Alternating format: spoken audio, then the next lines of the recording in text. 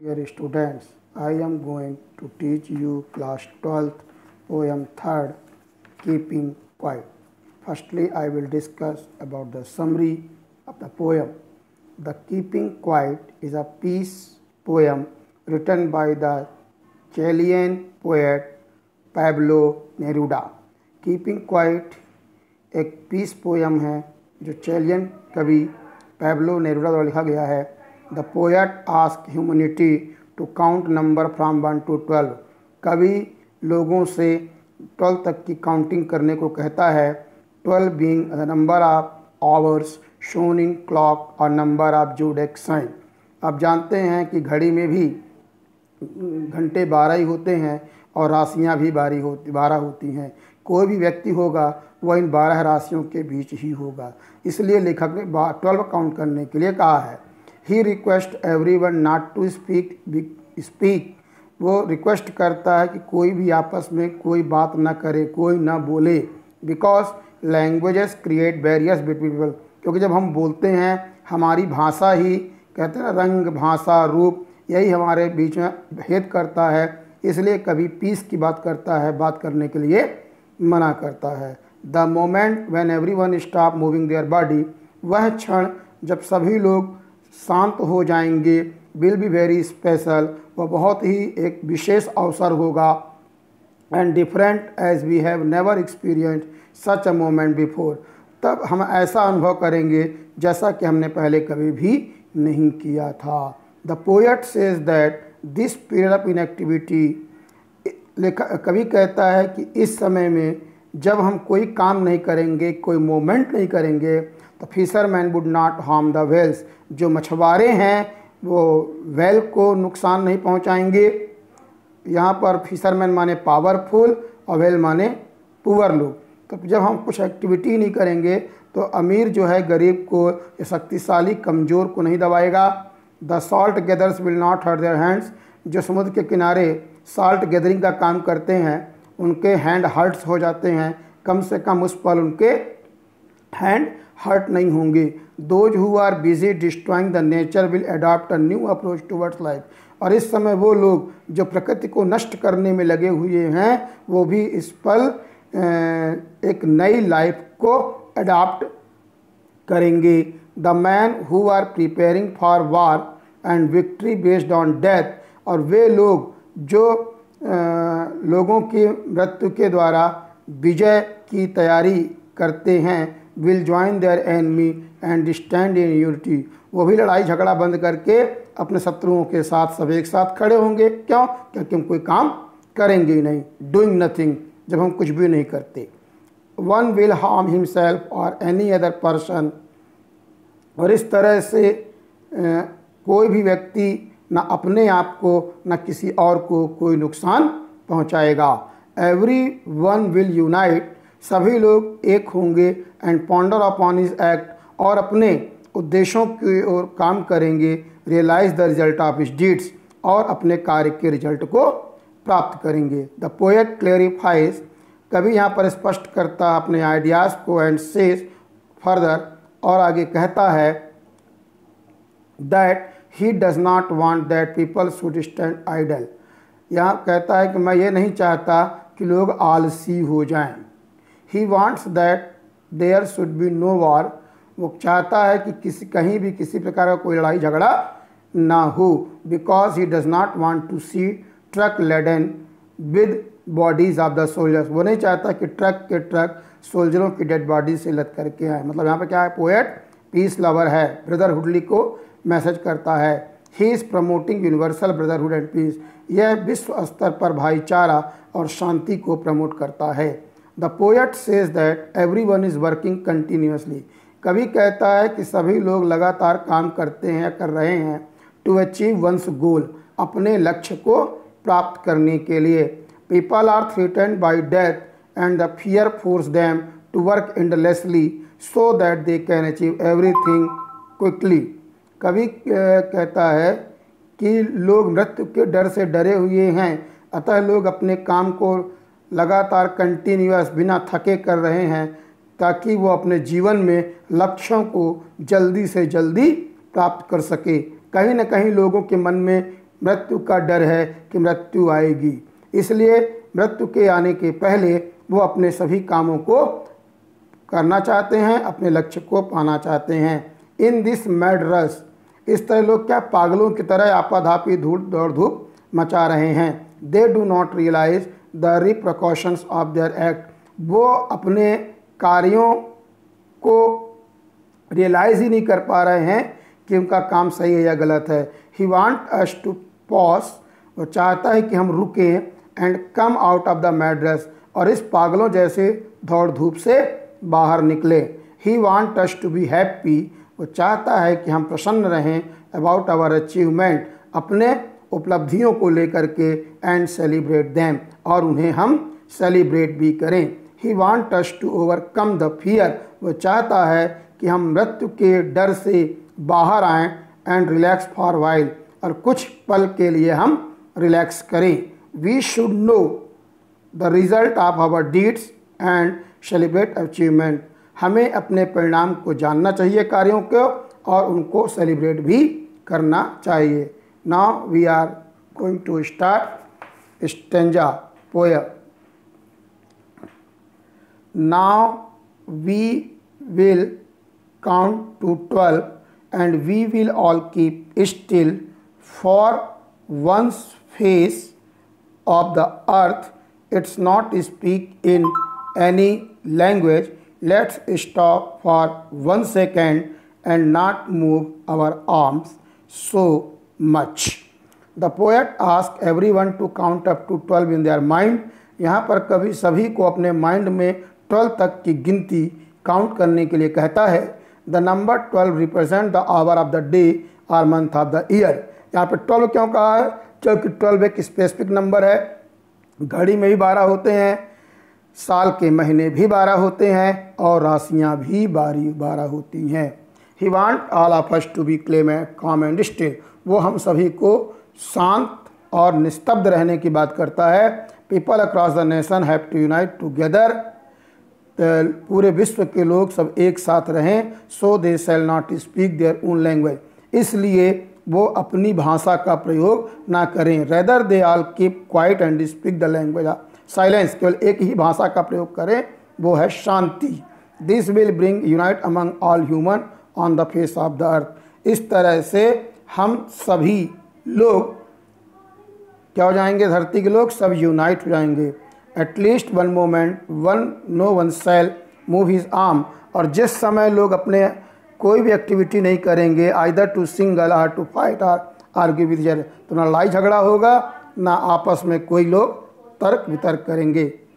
The poet request everyone, तर्क वितर्क करेंगे। As we all know that there are different languages, जैसा कि हम सभी जानते हैं कि लोग अलग अलग भाषा के बोलने वाले हैं। In different parts of the earth, इस धरती के अलग अलग भागों में। Which some time become a barrier in our way of peace, और संभवतः ये हो सकता है हमारे शांति के रास्ते में ये बाधक बन जाएं। So he ask people not to speak, इसीलिए कभी यहाँ पे लोगों को बोलने से मना करता है। Not only this, he also want us to stop moving our arms, और साथ ही साथ हमें एक्टिविटीज़ करने के लिए भी कहता है हमें अपने हाथ भी नहीं चलाने हैं। By using the word arm means the weapon, यहाँ पे आर्म्स का मतलब अस्त्र शस्त्र से है। Which are used by different countries, जो अलग अलग देश के लोग लड़ाई झगड़ा के लिए प्रयोग करते हैं। To raise a war against each other, एक दूसरे के खिलाफ। So basically the poet is demanded peace from all of us, इसलिए कभी हम सभी से शांति की अपील करता है। Now second stanza, it would be an exotic moment without rush, without engine, we would all be together in a sudden strangeness. Fisherman in the cold sea would not harm whales, and the man gathering salt would look at his hurt hands. When everything will come to a stand and still, जब सब लोग शांत हो जाएंगे, स्तब्ध हो जाएंगे, it will be a rare situation, तो ये एक अलग सी स्थिति होगी। क्यों? No one will be in rush, लोग दौड़ आपाधापी में जल्दबाजी में नहीं रहेंगे। There will be no engine running, मतलब उस समय इंजन का मतलब यहाँ पे काम से है, कोई काम नहीं होगा।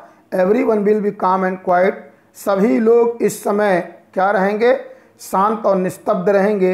United with each other in a strange atmosphere, और सभी लोग एक साथ यूनाइट रहेंगे, ये एक डिफरेंट माहौल होगा। It will be strange because it has never happened earlier, strange इसलिए कहा गया है क्योंकि ऐसा कभी आज तक हुआ नहीं है। No person would be harming any other living being either for food or to earn his livelihood, और इस समय कोई भी व्यक्ति एक दूसरे को न तो अपने भोजन के लिए ना ही अपने जीवन के कंपटीशन में, प्रतिस्पर्धा में किसी को कोई नुकसान पहुंचाएगा। All the people who work endlessly will get some time, और जो लोग बिना रुके लगातार काम कर रहे हैं उन्हें भी कुछ पल यहाँ पर रेस्ट मिल जाएगा। And look at there injuries, वो ये मनन कर सकेंगे कि उन्होंने अपने जीवन में क्या नुकसान, क्या क्षति पाई है। दे कॉस्ट टू देयर बॉडी, अपने आप को उन्होंने क्या नुकसान पहुँचाया है, ये भी उन्हें देखने का एक मौका मिलेगा। Detail see here, the poet says that it rare situation, कवि कहता है कि ये बड़ी मतलब बहुत ही दुर्लभ स्थिति होगी। When there will be no engine working, जब यहाँ पर किसी प्रकार का कोई काम नहीं हो रहा होगा। Here we wants to stay, यहाँ पे कवि कहता है कि if we everything come to stand still, यदि सब कुछ यहाँ पे शांत हो जाए, स्थिर हो जाए, it will be a very different moment, ये बहुत ही अलग तरह की स्थिति होगी।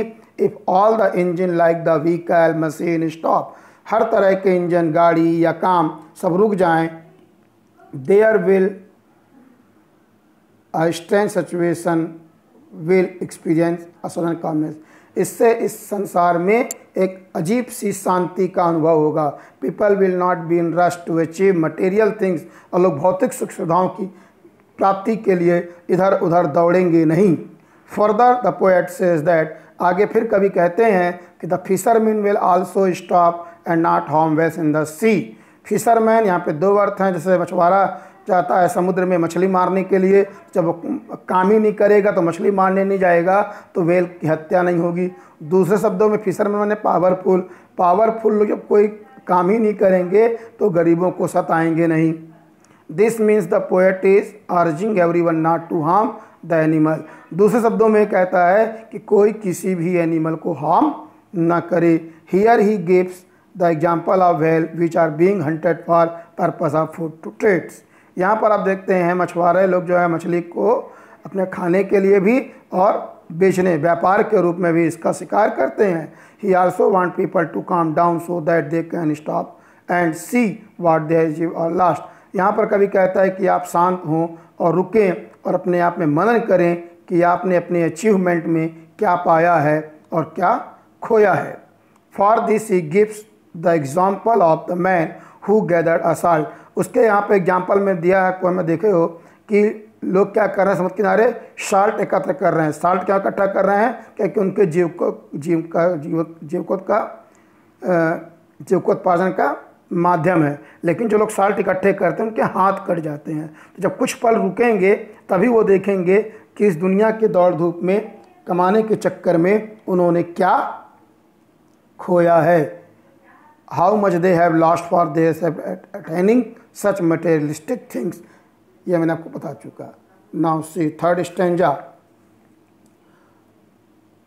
Those who prepare green wars with gas, war with fire, victory with no survivors, would put on clean clothes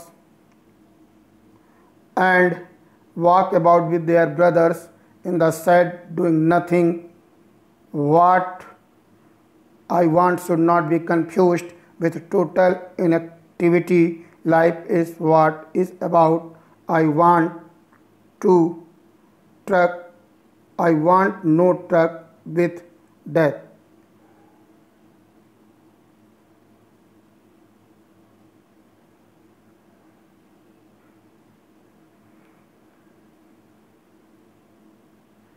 the poet who exploit their green wealth of nature by deforestation or mining or fishing in deep seas, and soldiers who use weapons to kill fellow human being need some time to introspect into the consequence of their actions. They are merely doing their job for following orders. यहाँ पर कवि हमको dictate कर रहा है, जो लोग ने जंगल को काट करके या माइनिंग में काम करके या फिशिंग के द्वारा मतलब अलग, या सोल्जर्स जो अलग अलग काम कर रहे हैं, जिनका सभी का काम क्या है, डिस्ट्रक्शन, तो उसको रोकने की बात यहाँ पर कर रहा है। He wants to put on new cloth, मतलब कह रहा है कि न्यू क्लॉथ पहनना मतलब इन सब को छोड़ करके आप एक नया रास्ता जीवन में चुने। To adopt a new approach towards life, जीवन के नए रास्तों को चुने। That killing so many people is not a victory, लोगों को मारना, नुकसान करना ये कोई सफलता नहीं है। He want all of us to be unite as one, consider our enemy to be our brother, हम सभी एक हों और अपने शत्रु को भी अपना भाई समझें। He is promoting brotherhood, peace and unity, वो भाईचारा, शांति और एकता को प्रमोट करना चाहता है। He doesn't want us to stop our work, यहाँ पर वो हमें अपने काम को रोकने की बात नहीं करता है। टू टेक सम टाइम, केवल कुछ ठहरें, कुछ समय लें। And analyse the result of our deeds, हम अपने कार्यों का मूल्यांकन करें।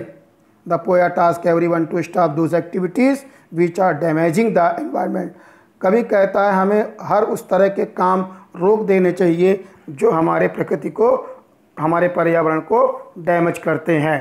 Today all the human beings are making money by demanding damaging the environment, आज लोग पैसा कमाने के चक्कर में पर्यावरण को नुकसान पहुंचा रहे हैं।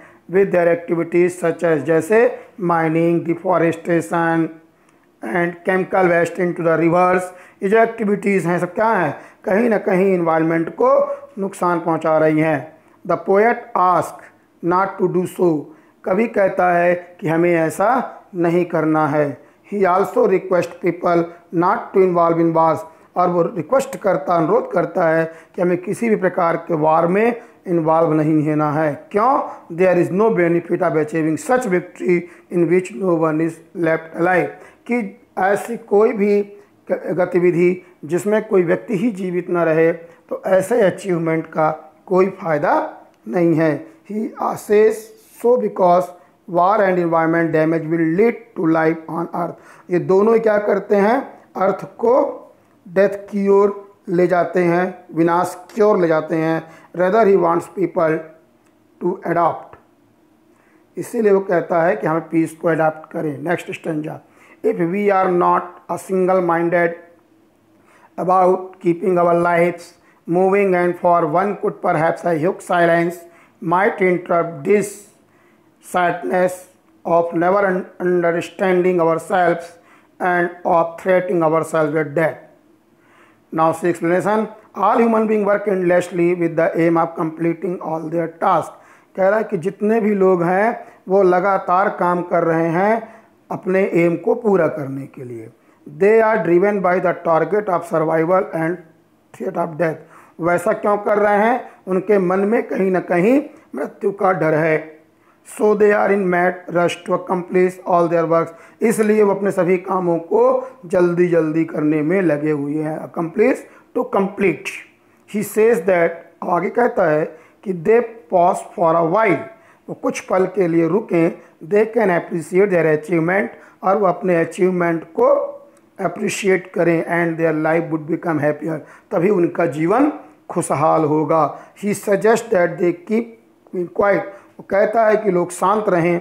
We will be able to understand the true purpose of our life, तभी हम अपने जीवन के उद्देश्य को समझ पाएंगे। आगे देखिए, now the poet wants to clarify to his readers, यहाँ पर जो कवि है अपने पाठकों को एक बात स्पष्ट कर देना चाहता है कि when he ask them to stop for saying और डूइंग एनीथिंग, जब वो रुकने के लिए कहता है या कुछ न करने के लिए कहता है, he doesn't want anyone to become a non active person.